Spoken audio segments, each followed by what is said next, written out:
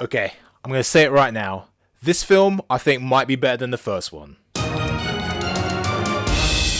Welcome back to the Flipside channel. My name's Aston Regis. We talk about martial arts pop culture on this channel. So if you're new here, consider subscribing if that's something that interests you. Today, we're going to talk about Yip Man 4.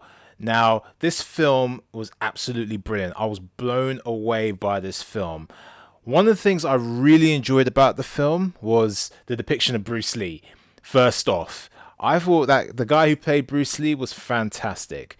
In terms of his mannerisms, in terms of his fighting, the fight scenes were really good. When Bruce Lee was first introduced, I really enjoyed it. To see that scene where he's in the tournament, because that's a scene that has been seen throughout time for all us martial arts fans, like just watching him when he did the 1-inch punch demonstration, when he did the sparring demonstration with the gloves, and that was really good. That was really good, just to see them reenact that and actually see Yip Man in the crowd watching Bruce Lee. I thought that was a great start to the film, and it just grabbed me from that moment. I was just like, this is gonna be awesome, and it was. My God, Donnie Yen, his best performance is as Yip Man, and I think this, along with the first film, are his two best performances that he's had as an actor. In terms of his best films, I'm not sure where I rank Yip Man in terms of his best films, because I really like Iron Monkey, Hero, Drunken Tai Chi. There's so many great classics for Donnie Yen, but I would have to say, in terms of his skills as an actor, I think he's really just pulled off all the stops in the Yip Man franchise, and this one just topped it off. It was just a great kind of ending to this film, and I was almost in tears at the end. I'm not gonna lie, I was almost in tears at the end. It was really emotional, it was really good, and the fight scenes were brilliant. The master Yuen Woo-Ping really brought it with the fight scenes in this film. Absolutely fantastic. And you've got my man Scott Adkins representing the UK.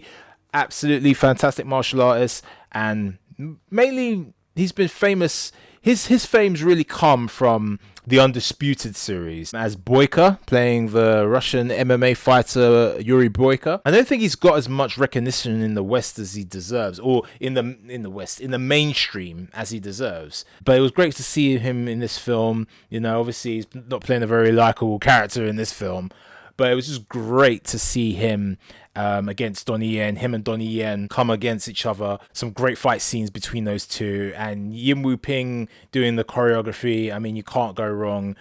Wilson Yip directing. Great director. He's had a great career with Donnie Yen. He's obviously done the Yip Man franchise with him.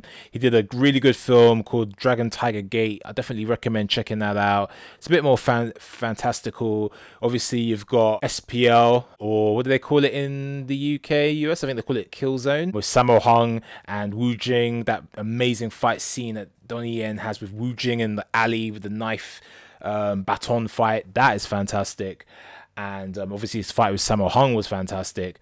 And there's another film, Flashpoint, which he did with Colin Chow. For those of you who don't know, Colin Chow played Seraph in The Matrix. The guy was like, I must apologize. And he was like, apologize for what? And he's like, for this. And then he goes at it.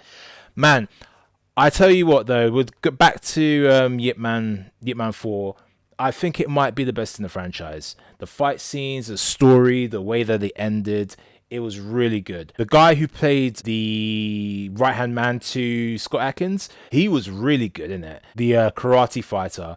I don't remember his actual name, but one thing I do know is that he is actually a Brazilian Jiu-Jitsu black belt.